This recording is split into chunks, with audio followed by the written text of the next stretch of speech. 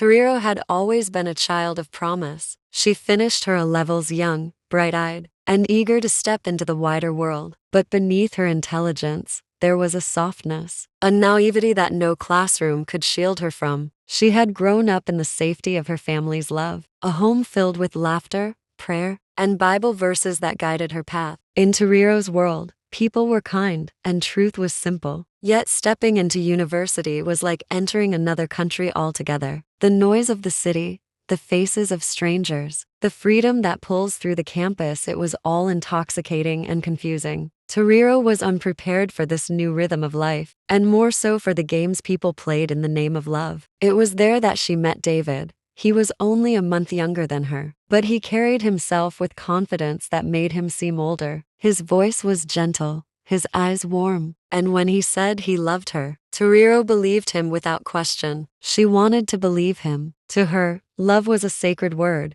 not something people use carelessly. Tariro had little understanding of the dangers that came with intimacy. No one had ever explained to her the science of pregnancy, or the need for contraceptives. She had grown up shielded, a good girl, a church girl, and when David reached for her hand and whispered promises of forever, she thought she had found something safe and lasting. But life does not always honor innocence. By her second year, Tariro discovered she was pregnant. The news sat heavy in her heart like a secret too large to hold. She told no one, walking around with the weight of it pressing down on her every step. Shame wrapped itself around her, and still, she hoped that somehow, it would go unnoticed. Until the holiday visit. Her mother's eyes were sharp, sharper than Tariro remembered. A mother always knows. She studied her daughter's face, her changing body, and demanded the truth. Tariro, she said firmly, her voice edged with both fear and anger. Who is responsible for this? Tariro's throat tightened. She could not lie. Lying was foreign to her nature. Her lips trembled, but the truth broke free. It's David. Silence fell heavy in the room. Her mother's expression darkened, disappointment flooding her face. For a moment, Tariro wished she could take back the words, but honesty was all she had ever known. Custom dictated what came next. Her mother, bound by tradition, called Tariro's aunt. Together, they approached David's family. And just like that, two young souls 19 years old, barely adults, were bound together as husband and wife. For Tariro, love had become duty. For David, responsibility had become a chain. And though neither of them knew it then, this marriage would mark the beginning of a journey filled with trials that would shape them both in ways they could not yet imagine. The day her mother found out felt like the end of everything Tariro had known. She had come home for the holiday, expecting the warmth of her family, the smell of sadza in the kitchen, her father's laughter in the courtyard, but her mother's sharp eyes missed nothing. She studied Tariro as though she were a stranger. Her posture, the heaviness in her step, the way her body had begun to change. What is happening with you? Her mother demanded, her voice like glass. Tariro froze. She had never been a liar, not even as a child. Now, under her mother's piercing gaze, the truth escaped. It's David, Mama. Her mother's face crumpled. The silence that followed was heavier than shouting. That evening her aunt was called. Her father walked restlessly outside, and by dawn, tradition had taken over. Tariro's path was no longer hers to choose. At 19, she was sent to David's family home. His father, stern but fair, accepted responsibility. His mother's lips stayed tight, eyes sharp with disapproval. She will stay with him, Tariro's mother said. And so, by custom, Tariro became a wife. The first nights were strange. She lay awake, listening to the tiny breaths of the baby in her womb, wondering if she was married or trapped. She missed her father's laughter, her mother's songs, the safety of her bed. David was kind at times, distant at others, as though he too was unsure of this forced life. When their son was born, her heart swelled. She held him close, whispering prayers. In the early hours, the baby gave her strength when everything else felt fragile. But the struggles soon came. David's father supported them while they studied. Tariro clung to her books, the baby strapped to her back. She faced the stares of other students, some pity, some scorn, but pressed on. When exams came, she passed. David did not. That night their small room turned cold. You and that baby distracted me, David shouted. His eyes burned with blame. Tariro wanted to tell him she had studied through sleepless nights and tears, but instead she whispered, I'm sorry. His mother was harsher. You don't know how to care for a husband. You are the reason my son failed. Each word was a knife, but Tariro endured, clinging to the hope that one day happiness would come. Yet in the silence between her and David, in the coldness of his eyes, she wondered if that day would ever arrive. After graduation, Tariro found work as a teacher in a rural school. Each weekend she traveled with her baby tied to her back and groceries in her arms, walking 14 kilometers after the bus ride. Sweat clung to her skin, but she pressed on. David rarely came. This is too much, he complained once, eyeing the heavy tins of baby milk. You go.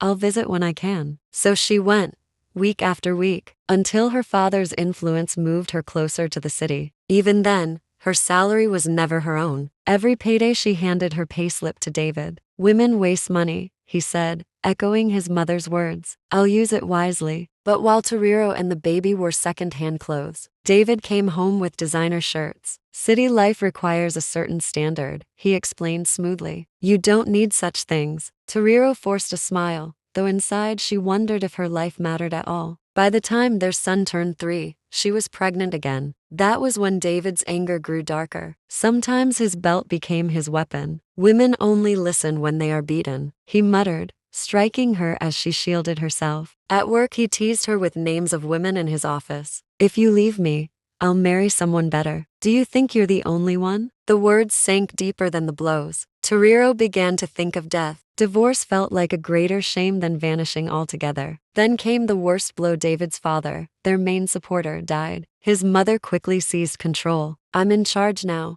she told Tariro coldly. If you cannot listen, you will go back to your family. Something shifted in Tariro that day. For the first time, she stood tall. If you touch me again, David, she said one evening, eyes blazing, I will fight you back. David sneered, but her voice unsettled him. Not long after, during a bitter quarrel, he spat out the truth. I never loved you. I only married you because of the pregnancy. My father wanted to avoid a scandal, but now he's gone. I can choose for myself. His words cut deeper than any lash. Tariro's world collapsed, yet in the rubble, a new strength stirred. She realized she was not just a wife or a victim. She was a mother, a woman, and perhaps someday free. They visited David's brother first. He urged them to hold on, to be patient, to remember the children. Tariro nodded politely, though her heart was already weary. Later, they stopped at her aunt's house. She too counseled reconciliation, her voice laced with worry. But deep inside, Tariro knew something had broken beyond repair. Back at their home, the silence was heavy. David moved about the room without a word, pulling his satchel from under the bed. Slowly, methodically, he folded his clothes. Tariro stood in the doorway, clutching her hands together, her heart hollow. Her sons slept in the next room, their soft breaths a fragile reminder of the love she still carried. Finally, David turned to her. He hesitated for a moment, then gave her a brief hug, awkward, distant, like two strangers parting at a bus stop. Goodbye, Tariro, he murmured. Look after the boys. She hugged him back, tears sliding down her cheeks. Go well, David. And then he was gone. He did not look back. Tariro stood in the doorway long after the sound of his footsteps faded. The silence pressed in, heavy and unfamiliar. For the first time since she was 19, she was truly alone. She looked at her children, sleeping peacefully, unaware that their father had left. Her chest ached with grief, but beneath the sorrow, something stirred, a faint whisper of freedom. The chapter of her youth had ended. She was no longer the innocent girl who believed love was safe and pure. She was a woman marked by betrayal, but also sharpened by survival. In the quiet of that night, with tears still on her cheeks, Tariro made a silent vow. Whatever came next, she would endure. She would rise for her sons, and one day perhaps for herself too. Life after David's departure was quieter, but heavier. Mornings were hardest. Tariro rose before dawn, her body aching from restless nights. The house felt lighter without him, yet painfully empty. Her sons clung to her skirts, asking when Baba would return. He is away, she whispered, forcing a smile. But Mama is here. Her heart cracked each time. Children did not understand abandonment, only the missing chair at the table, the silence where a voice should be. At work, she wore a mask. To colleagues she was the soft-spoken teacher, punctual and dependable. None saw the tears of sleepless nights or the mornings she walked miles because transport money had vanished. Every payday David appeared, demanding her payslip. "You know women waste money," he said coldly. Tariro handed it over, knowing it went to designer clothes and nights out. She and the boys survived on second-hand garments and plain meals. To resist felt dangerous. Her mother often visited, touching her fading bruises. "Endure, my child. Marriage is never easy. Endure." The word cut deeply. Was love meant to feel like this? The loneliness worsened when David flaunted other women. "Ruth cooked me lunch. She's caring.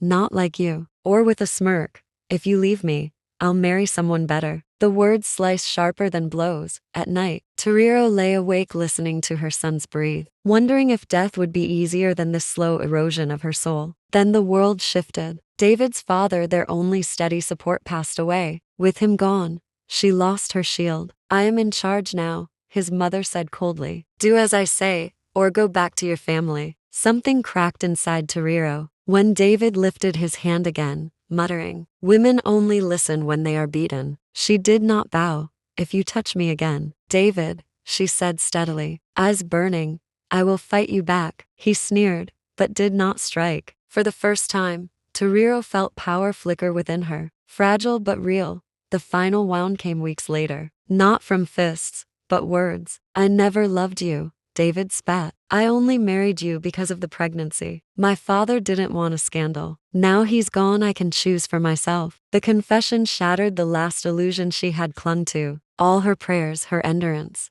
her sacrifices, none had been enough, because there had never been love at all. That night, lying beside her sons, she knew the truth. Her marriage was over. Grief wrapped her, but beneath it stirred something unexpected: relief. Not freedom yet, not joy, but a beginning, a faint vision of life, where her boys would grow in gentleness, where silence meant peace, and where she might finally become the woman she was meant to be. After David left, Tariro's life became a balancing act between survival and hope. Each morning she woke to the cries of her sons, their small hands tugging at her arms. The house was emptier without David, yet strangely calmer. No shouting, no footsteps to fear, only silence. And though silence hurt, it also healed. Her days blurred into routine, teaching by day, mothering by night. She carried her sons on her back as she walked dusty roads to school, groceries in her arms, prayers on her lips. The other teachers admired her strength, but none saw how heavy her heart truly was. Money remained a constant struggle. David returned occasionally, not as a husband, but as a collector. He still demanded her payslip, his words unchanged. "Women waste money." Tariro handed it over, biting her tongue, knowing her sons needed peace more than confrontation. She lived on scraps while he lived in excess. Her mother's visits became lifelines. She would sit with Tariro, rocking the children, whispering, "Be strong, my daughter. This season will pass." Yet even her comfort carried the weight of expectation. "Endure, stay, survive." At night, loneliness pressed hardest. Lying awake, Tariro replayed David's final words, "I never loved you." The truth echoed endlessly, but with each repetition, the wound numbed. She began to see it not as a curse, but as clarity. Slowly, she stopped, waiting for him. She poured herself into her work, determined to build a future for her boys. Her students adored her, their laughter giving her strength. On Sundays, she carried her sons to church, head held high. The whispers followed her. Some pitied her, some judged her, but she no longer bowed under their stares. The cracks in her spirit began to mend. For the first time in years, she allowed herself to imagine life beyond endurance. A home where her sons could run freely, a heart unchained by fear, a tomorrow that belonged to her. And though the road ahead was uncertain, one truth anchored her: she had survived the storm. Whatever came next, Tariro knew she would not break. Tariro's first real taste of independence came quietly, almost unexpectedly. One afternoon, after handing her payslip to David as usual, she watched him walk away in his polished shoes, the scent of expensive cologne trailing behind him. Her hands trembled, but instead of weeping, she sat down at the edge of her bed and whispered to herself, "No more." The next month, she hid a small portion of her salary. It wasn't much, just enough for soap, mealy meal, and school shoes for her eldest son. When David asked for the payslip, she gave it with steady hands. He didn't notice the missing amount. That night, as her son proudly wore his new shoes, Tariro felt a spark of triumph. It was the beginning. Each payday, she tucked away a little more. Sometimes it meant skipping meals. Sometimes walking to school instead of taking the bus. But every coin she saved became a brick in the foundation of her freedom. Her colleagues began to notice her quiet resilience. One, an older teacher named Mrs. Chari, took her aside after class. "You are stronger than you realize, Tariro," she said gently. "Do not let anyone convince you that your worth is tied to him." The words sank deep, watering seeds Tariro had long buried. At church, she still felt the weight of whispers. Some women pitied her, others wagged their heads in disapproval. A wife should endure, a wife should submit. But instead of shrinking under their judgment, Tariro began to lift her chin. She realized that surviving was not failure, it was proof of her strength. Her sons became her anchor. In their laughter,